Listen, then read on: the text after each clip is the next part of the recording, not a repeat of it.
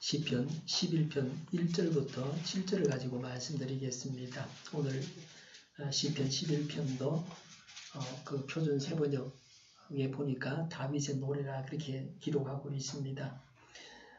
1절에 내가 주님께 피하여 끈을 그랬습니다. 다윗은 왕입니다. 이스라엘 나라에서 최고의 권세를 가지고 있는 왕입니다. 그런데 다윗이 피했다고 했습니다. 다윗에게도 위기가 있었습니다. 다윗을 죽이려고 하는 사람이 있었습니다. 왕자 압살롬이 반란을 일으켜서 다윗을 죽이려고 했습니다. 오늘날에도 권세를 가진 자들이 고통을 당하기도 합니다. 우리나라는 거의 대부분의 대통령들이 퇴임을 하고 나서 감옥에 갔습니다. 앞으로도 그러할 것입니다. 권세를 빼앗기고 법의 심판을 받는 것입니다. 이런 일들이 복수의 연속으로 이어지는 것은 두려운 일입니다. 법이 많고 이런저런 법으로 의로운 사람도 올가맬 수 있습니다. 죄 없는 사람이 없습니다. 사람에게 하나님과 같은 온전한 의를 요구해서는 안 됩니다. 법조인들도 특정 사안에 대해서는 이런저런 의견이 얼마든지 나옵니다. 헌법재판소 판결이 항상 만장일치가 아닙니다. 적폐는 청산해야 합니다. 그런데 뭐가 적폐냐 하는 것입니다. 적폐 청산을 하자고 하는 사람에게는 적폐가 없느냐 하는 것입니다. 오중한 자는 자신의 부족을 알기 때문에 남에 대해서는 관대합니다. 자기는 택도 아니면서 남에게만 엄격한 잣대를 들이대면 안 됩니다. 종종 복수를 하려고 머리를 써서 법을 들이대면서 불이라고 하면서 처벌을 합니다. 모든 사람에게 동일하게 하는 것이 아니라 제거해야 될 정적에게만 그런 법을 들이대면서 죽이는 것입니다.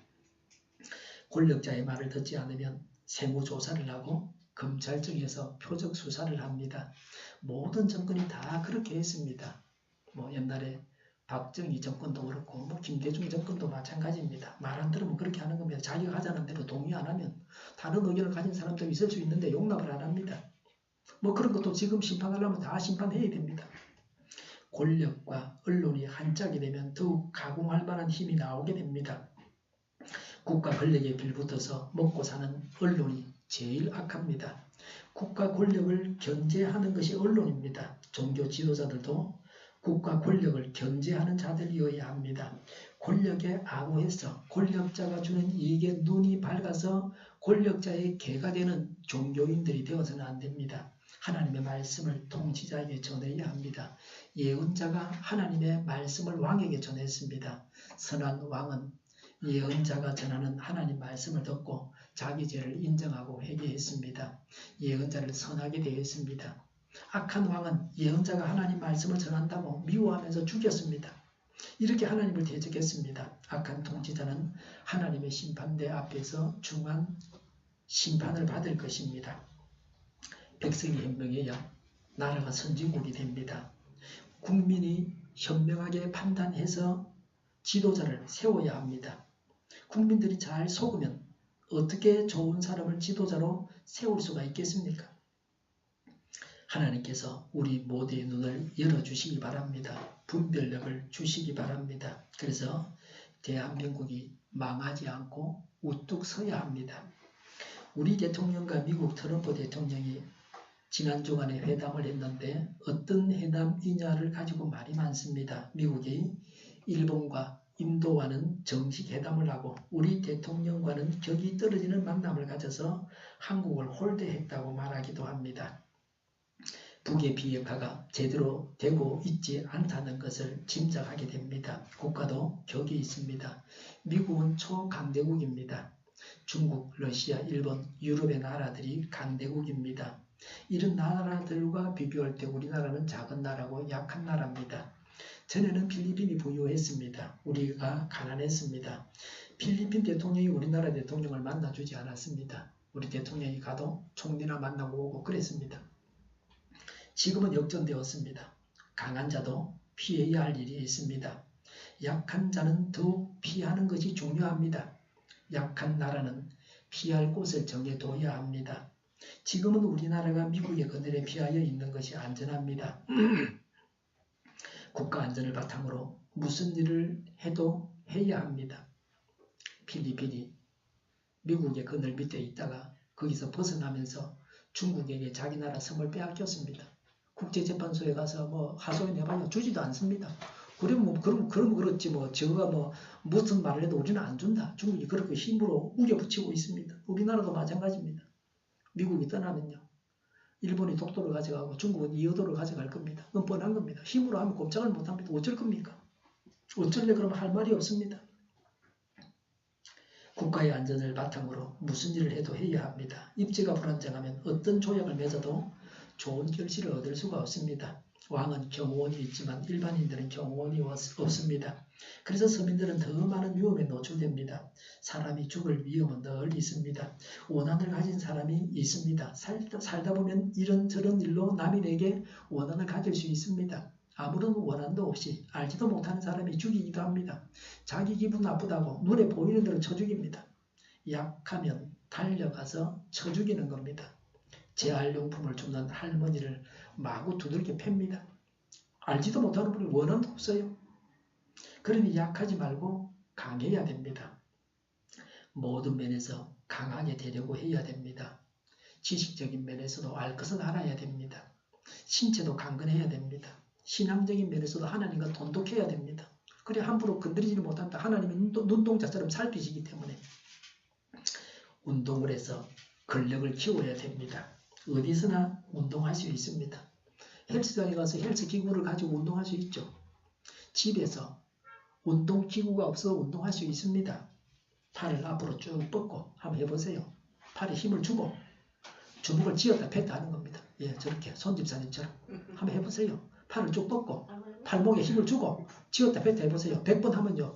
팔뚝이 막 팔뚝이 그냥 우리합니다. 그 근육이 생기는 겁니다. 예, 검도하는 사람은 칼을 놓치면 안 되잖아요. 저거 맨날 훈련하는 거예요. 그럼 칼을 딱 잡으면 이 탄탄하게 잡는 거예요. 사람을 잡으면 무슨 손이 다릅니다. 아구 힘이 있는 잡는 힘이 있는 겁니다. 우리 손집사님은 안 그래도 손에 힘이 있어요. 병 못 여는 거에서 우리 손집사님 다 열어줍니다. 제가 못 여는 걸 다 엽니다. 예. 여자라고 함부로 했다가 얻어맞을 수도 있어요. 예. 기마 자세. 예. 똑바로 선 채로 무릎을 약간 구부리고 서는 겁니다. 예. 발끝보다 무릎이 튀어나오면 무릎이 상하게 됩니다. 그건 조심해야 되죠. 척추는 곧게 세워야 되고요. 이렇게 해서 허벅지 근육을 단련할 수 있습니다. 1분 동안 서 있고 3분, 5분으로 늘려나가면 됩니다. 허벅지 근육이 굉장히 중요합니다. 길을 걸을 때에도 이런 자세로 걸으면 더 운동이 많이 됩니다. 소변 볼 때 사용하는 근육에 힘을 주는 겁니다. 지금도 할 수 있죠? 저도 할 수 있어요. 지금도요. 힘을 주면 돼요. 소변 볼 때 쓰는 그 근육. 수십 번씩 힘을 줬다 뺐다 합니다. 남과 대화를 하면서도, 일을 하면서도, 앉아서도, 서서도, 누워서도 남몰래 혼자서 할 수 있는 운동입니다. 케젤 근육 운동이라 그렇게 말하죠. 어제 TV에서 이 운동을 하면 척추도 좋아진다고 했습니다. 척추는 자세를 바르게 하는 것이 기본이라고 했습니다.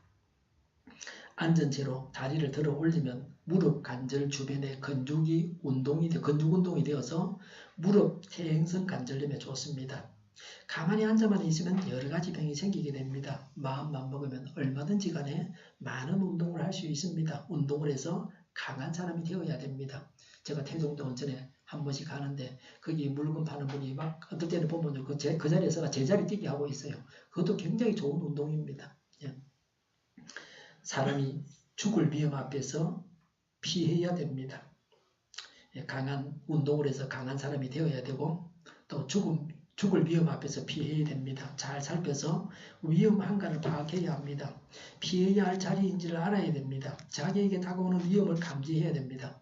병원에 가야 하는지 말아야 하는지 애매한 경우도 있습니다. 너무 병원에 안 가도 문제고 너무 가도 문제입니다.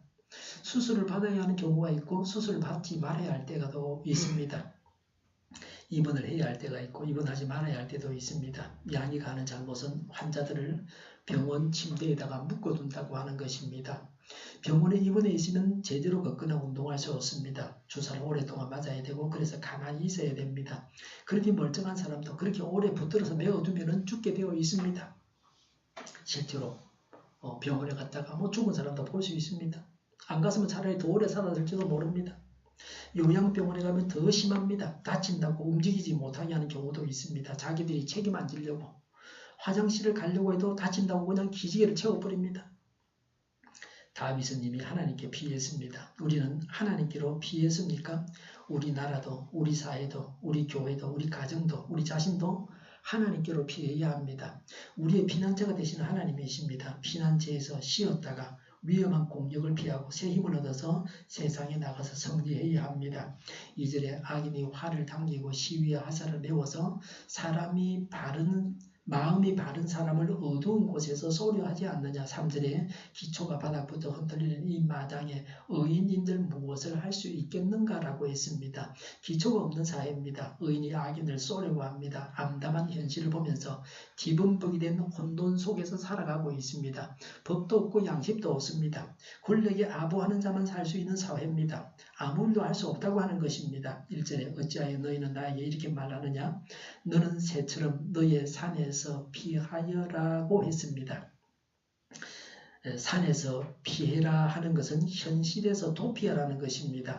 숨을 구멍만 찾고 있습니다. 항상 겁을 먹고 해야 할 말도 못합니다. 주변에 사랑하는 사람들에게 입 닫고 가만히 있으라고 합니다. 제게도 그렇게 말하는 분이 있습니다. 설교자가 입을 닫고 있으면 어떻게 합니까? 해야 할 말 하지 않고 쓸데없는 말을 하라는 겁니까? 아니면 시간이 남아서 한가하니까 한담을 하라는 겁니까? 악인은 한 사람 한 사람 죽이기 시작합니다. 그 칼끝이 내게로 왔을 때는 내가 죽게 됩니다. 악인이 남을 죽일 때에 의인들은 악인의 악행을 폭로해서 악인을 제지해야 됩니다. 세상의 악행을 알려서 진실을 알려서 사람들이 대처하게 해야 됩니다.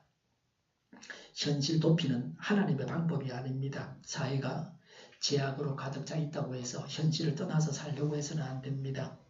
세상이 성적으로 타락하면 내 자식은 학교에 보내지 않고 집에서 내가 가르치지 하면서 아무 일도 하지 않으면 됩니까? 아이를 학교에 보내면 동성애자가 됩니다. 이런 세상이 다가오는데 현실에서 도피하려고 합니다. 내가 할 수 있는 최선을 다해야 합니다. 예상외로 하나님의 지혜로 영감을 얻고 큰 일을 해낼 수도 있습니다. 하나님은 악을 막아내게 하십니다. 하나님께서 감당하게 하십니다. 하나님께서 일하시고 나를 사용하셔서 하나님의 일을 이루십니다. 우리 모두가 하나님의 일꾼이 될 수 있습니다. 하나님은 못하시는 일이 없으시는 전능자이십니다.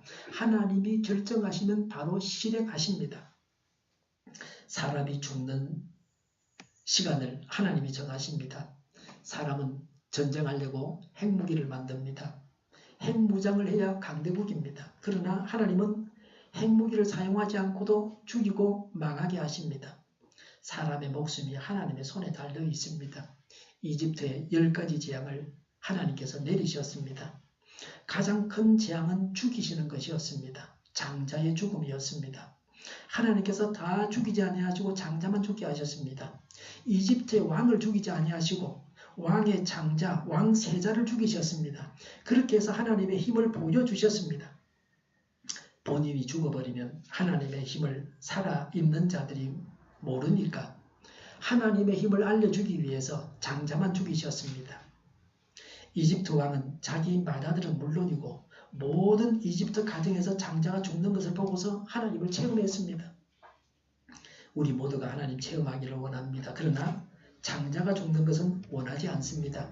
하나님은 이런 분이십니다. 하나님은 방법이 많이 있습니다. 하나님은 우리를 살려주시겠다고 작정하시면 어떤 나라도 우리나라를 망하게 하지 못합니다. 문제는 우리가 죄로 인해서 망할 자가 되는 것입니다. 죄가 너무 많아서 죄를 너무 많이 지어가지고 하나님께서 참다가 심판하시는 것입니다. 하나님은 최신형 무기가 필요 없습니다. 바람이 세게 불어서 사람이 죽고 도시는 폐허가 되었습니다. 올 9월에 필리핀의 태풍 망쿠스는 최대 풍속이 시속 300km였습니다. 초속으로 계산하니까 83m였습니다. 자동차로 고속도로를 달려도 시속 300km까지는 달려보지를 못했습니다. 비행기는 시속이 900km입니다. 1시간에 900km 간다 이 말이죠. 야구선수가 던지는 공이 빠르면 보통 시속 150km입니다. 하나님은 물을 쏟아 부어서 죽게도 하십니다. 이집트 정예병은 물에 빠져서 죽었습니다. 허약한 자들은 현실을 도피하라고 현실 도피를 권합니다. 그러나 우리 하나님의 사람들은 하나님께로 피해서 하나님의 힘을 가지고 악에 도전해야 합니다. 성령님의 인도하심을 따라서 세상 사람들의 힘의 원천인 마귀를 성령님의 힘으로 대적해야 합니다. 순간순간 성령님은 우리에게 말씀하십니다. 성령님을 따라서 이 세상을 천국으로 만들어 가야 합니다. 지상 천국을 이루어야 합니다. 세상을 뒤집어 엎어서 바로 세워놓았던 사도행전의 성도님들처럼 우리가 해야 합니다. 교회 안에 들어와 있는 마귀부터 제거해야 합니다. 내 안에 있는 악부터 제거해야 합니다. 마귀가 나를 통해서 일하지 못하게 해야 합니다. 4절에 주님께서 그의 성전에 계신 자 주님은 그의 하늘 보좌에 앉아 계신다고 했습니다. 하나님은 하늘 보좌에 앉아 계십니다. 또 성전에 계십니다. 우리 안에 예수님이 들어오셔가지고 삼위 하나님은 우리 안에 계십니다. 그리스도인이 성전입니다. 하나님이 우리 안에 계셔서 우리가 성전입니다. 우리 예수님을 믿는 자들이 성전입니다. 하나님을 모르는 자들과 성전인 성도는 다릅니다. 사람의 종류가 다릅니다. 우리는 불신 세상 사람들처럼 살아서는 안 됩니다. 세상과 친구가 되어서는 안 됩니다. 하나님과 동행해야 합니다. 내 안에 계신 분이 하나님이십니다. 나의 주인이 되시는 하나님이십니다. 나의 결정권은 하나님께 맡기는 것입니다. 나는 하나님의 종입니다. 종은 주인이 책임을 집니다. 우리가 그런 하나님의 종입니다. 세상 주인 중에는 악한 주인이 많이 있습니다. 악한 주인은 종을 죽이고 자신만 살려고 합니다. 예수님은 우리를 살리려고 자신의 생명을 내어주셨습니다. 십자가에 달려서 죽임을 당하셨습니다. 이런 하나님이십니다. 그래서 인간 중심이 아니라 하나님 중심이어야 합니다. 교회 안에도 자기가 중심이라고 말하는 악한 지도자가 있습니다. 속아서는 안 됩니다. 4절에 주님은 그의 눈으로 사람을 살피시고 눈동자로 꿰뚫어 보신다. 5절에 주님은 의인을 가려내시고 그랬습니다. 하나님은 하늘 보좌와 성전에 계시지만은 모든 것을 다 알고 계십니다. 하나님은 모든 사람들을 다 살펴보고 계십니다. 하나님의 눈동자로 사람을 꿰뚫어 보신다고 했습니다. 그래서 하나님께서 의인을 가려내십니다. 악인과 의인을 하나님은 다 알고 계신다. 사람의 눈에는 의인으로 보이지만 하나님의 눈에는 악인인 자도 있습니다. 우리나라에서 누가 북의 첩자인지는 모릅니다. 모든 사람을 다 의심할 수 있습니다.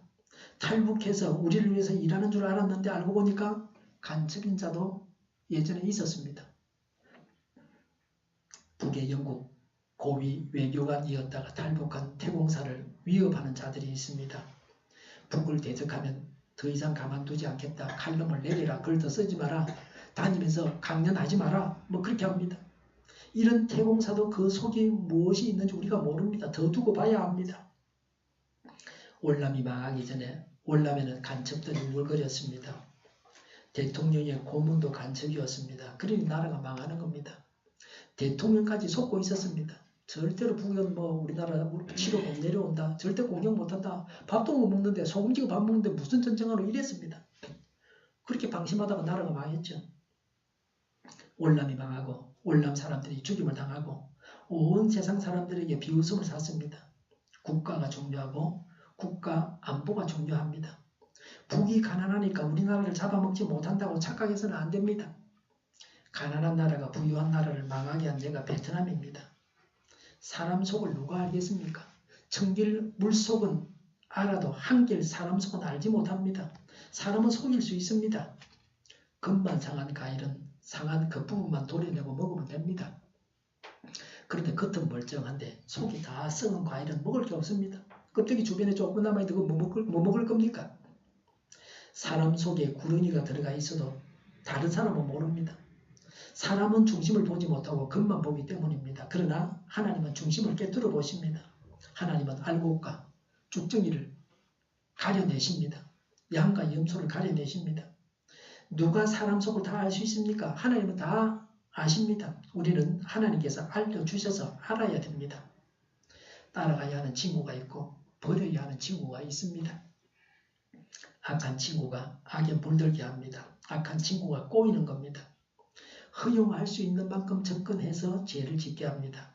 원조 교제하는 택시 운전사가 자기 친구 다른 택시 운전사에게 자기가 만나는 학생의 친구를 소개해줘가지고 원조 교제를 퍼뜨립니다.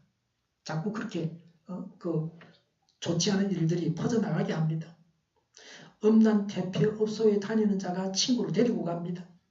친구는 친구를 믿고 따라갔다가 죄를 짓습니다. 누구든지 쉽게 죄를 짓게 합니다. 선을 넘는다고 생각했을 때는 가감하게 안 된다고 거절해야 합니다. 5절에 악인과 폭력배를 진심으로 미워하신다고 했습니다. 악을 미워하는 것이 하나님을 사랑하는 것입니다. 6절에 보니까 불과 유황을 악인들 위에 비오듯이 쏟으시며 태우는 바람을 그들 잔의 몫으로 안겨주신다고 했습니다. 하나님은 악인이 망하게 하십니다. 망하지 않으려면 악을 버려야 됩니다. 죄악을 떠나고 지은 죄악을 회개해야 합니다. 다른 방법은 없습니다. 하나님께 아양을 부린다고 기도한다고 예배를 드린다고 교회에 등록하고 다닌다고 멸망을 피할 수 있는 것은 아닙니다. 인간 세상에서는 친한 사람, 자기 수족과 같은 아래 사람은 죄가 있어도 위에 사람이 눈 감아 주기도 합니다. 나하고 친하니까 그가 누군가 하면서 눈 감아 줍니다. 조직 폭력배는 악을 행하기 위해서 힘을 합친 사람들입니다. 자기 조직의 이익을 위해서, 두복을 위해서 악을 행하는 자들이 조복입니다. 위아래 사람의 악을 눈 감아 주기도 합니다. 우리 하나님은 어떤 사람도 특별 우대하지 아니하십니다. 다윗은 하나님이 제일로 사랑하는 자였습니다. 성경에 나오는 인물 중에 최고로 하나님 사랑하는 자가 다윗이었다. 그렇게 말할 수 있습니다. 그러나 다윗이 지은 죄로 인해서 그가 당해야 하는 재앙을 하나님은 미리 다 알려주시고 그 재앙들 하나하나 다 실행하셨습니다. 네가 내 편이니까 내가 네 잘 봐줄게. 다른 사람은 몰라도 너는 죄를 지어도 괜찮다. 내가 누구냐? 전능자가 아니냐? 이런 식으로 하시는 하나님이 아니십니다. 이런 면에서는 엄정하시고 무서우신 하나님이십니다. 하나님께 가까이 가면 갈수록 하나님이 무서운 분이라는 걸 알 수가 있습니다. 다윗은 이런 하나님을 잘 알고 있었습니다. 그래서 하나님께 하나님 제가 다윗인데요. 제가 죄를 좀 지었다고 해서 재앙을 내리셔가지고 이렇게 벌을 주실 수가 있습니까? 하면서 엉겨붙지 아니했습니다. 좀 봐주시는 하나님이 아니십니다. 정의의 하나님이십니다. 사는 길은 죄악을 버리는 것뿐입니다. 하나님께서 살려주시기를 원하면 죄악을 버려야 됩니다. 다른 길이 없습니다. 한국이 사는 길은 한국 교회가 죄악을 버리는 것입니다. 우리 믿는 사람이 죄를 버리는 것입니다. 내가 내 죄를 버리는 것입니다. 사회신문에서 교회의 악을 드러내고 까발리고 있습니다. 하나님과 같은 온전함을 요구하는 것이라면 과도한 요구를 하는 것입니다. 하나님께서 보실 때에 회개하지 않는 것이 문제입니다. 나라가 망하지 않기 위해서 교회가 회개하고 우리가 회개해야 합니다. 선민 이스라엘은 남쪽 나라와 북쪽 나라가 다 망했습니다. 죄 때문입니다. 회개하지 않아서 망했던 겁니다. 우리는 지금 분단되어 있다. 죄로 인해서 분단된 겁니다. 맨날 묻어놓고 우상숭배하고 그런 죄 때문에 하나님이 나라를 반동가리 내놨다. 이제는 남과 북이 다 망할 차례가 되었다. 회개하지 않으면 이스라엘을 통해서 볼 때 우리나라의 역사가 그렇게 전개된다는 것입니다. 7절에 주님은 어려우셔서 정의로운 일을 사랑하시는 분이시니 정직한 사람은 그의 얼굴을 뵙게 될 것이다 그랬습니다. 하나님이 어떤 분이시고 어떤 사람을 상대하시는지 알아야 됩니다. 아무나 하나님을 만날 수 있는 것이 아닙니다. 아무나 대통령을 만나지 못합니다. 대통령이 아니라 웬만한 지위를 가지고 있는 사람은 아무나 만나주지 않습니다. 자기가 해야 할 일이 있는데 아무나 만나주겠습니까? 마음이 청결한 자는 하나님을 만나고 보는 겁니다. 왜냐하면 하나님은 의로우셔서 정의로운 일을 사랑하시는 분이시기 때문입니다. 아무리 악이 판을 치고 사회의 기초가 없어도 하나님께서 계시기 때문에 하나님께서 정의로 심판하십니다. 지금은 하나님께서 고통당하는 우리를 외면하거나 모른 채 하지 아니하십니다. 엘리의 비젤이라는 사람이 있었습니다. 그는 유대인입니다. 그 악명 높은 독일 나치 정권하에 아우슈비츠 수용소에서 살아남은 사람 중에 한 사람입니다. 그 수용소에서 그가 겪었던 많은 이야기를 책으로 써냈는데 그 중에 한 이야기입니다. 어느 날 수용소에서 많은 유대인들이 지켜보는 가운데서 두 사람을 교수형에 처하고 있었습니다. 한 사람은 나이가 많은 노인이었습니다. 또 한 사람은 어린 소년이었습니다. 교수대의 밧줄이 내려와서 목에 감기자 노인은 곧바로 죽었습니다. 숨이 끊어졌습니다. 그런데 어린 소년은 쉽게 죽지 않았습니다. 한 20여 분 동안 죽지 않고 발부둥을 쳤습니다. 이런 참혹한 모습을 바라보고 있던 수용소의 유대인들이 여기저기서 탄식하면서 안타까워하고 중얼거렸습니다. 도대체 하나님이 살아계신가? 과연 하나님은 살아계신가? 하나님은 정녕 우리를 버리셨고 떠나셨단 말인가? 그런데 바로 그때 엘리의 비전의 마음속에 해지고 들어오는 음성이 있었습니다.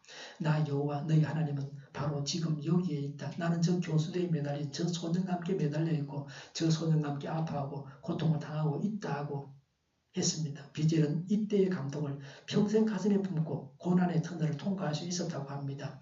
이스라엘 백성이 이집트에서 비참한 노예 생활을 하고 있을 때 그들의 삶의 모습은 처절하리만큼 고통스러웠습니다. 아무리 기도해도 응답이 없었습니다. 고통이 그치질 않았습니다. 하나님의 선택받은 백성이라는 자부심도 잊은 지가 오래되었습니다. 이제 하나님은 우리를 버리셨는가 보다, 여호와는 우리를 잊으셨는가 보다라는 생각이 마음에 자리 잡고 있었습니다. 그러나 하나님의 택한 백성 이스라엘의 고난의 현장에 함께 하셨습니다. 하나님께서 택한 백성 이스라엘의 고난의 현장에 함께 하셨습니다. 그들이 당하는 고통과 눈물과 아픔과 탄식을 보고서 하나님이 보셨고 들으셨고 아셨습니다. 그리고 오셔서 건지셨고 젖과 꿀이 흐르는 땅으로 인도하셨습니다. 우리가 고통당하고 억울한 일을 당하는 그 자리에서 하나님도 우리와 함께 울고 계십니다. 언젠가 하나님은 정의로 심판하십니다. 하나님께서 인내하실 때에 하나님의 진노를 당하기 전에 돌이켜야 합니다. 사회에 또 나의 교회의 국가의 잘못을 바로잡아야 합니다. 당장 정당한 보상이 없어도 하나님 앞에서 의롭게 살아야 합니다. 하나님 안에서 선하게 살아가야 합니다. 악을 버리고서 선을 행해야 합니다. 기도하겠습니다. 하나님을 바라면서 악을 버리고 선을 행하는 저희가 되게 하여 주시옵소서. 마음이 감동된 모든 자가 자원하는 모든 자가 와서 희망을 짓기 위하여 그 속에서 쓸 모든 것을 위하여 거룩한 옷을 위하여 예물을 가져다가 여호와께 드렸습니다.